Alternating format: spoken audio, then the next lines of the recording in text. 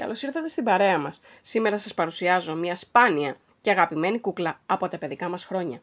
Την Πίπη Φακιδομήτη.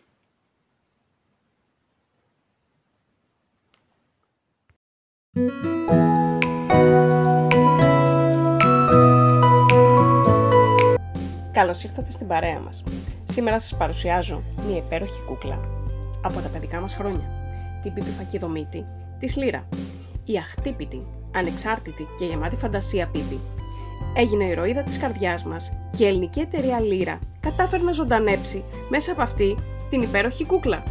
Η συγκεκριμένη κούκλα έχει ύψος 37 εκατοστά περίπου, χαρακτηριστικά πορτοκάλι κοτσιδάκια, φακίδες στο πρόσωπο όπως βλέπετε, ρούχα εμπνευσμένα από την εμβληματική της εμφάνιση, πολύχρωμο φόρεμα, πράσινο, κάλτσες, ποτάκια.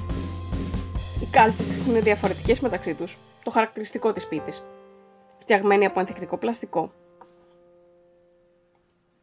με σκληρό σώμα.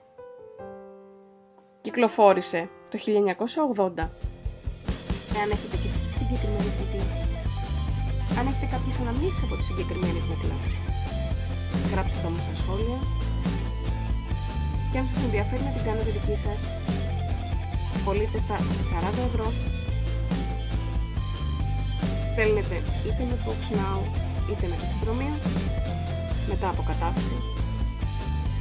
Μπορείτε να αγοράσετε αν θέλετε και μεσοδεντόρα.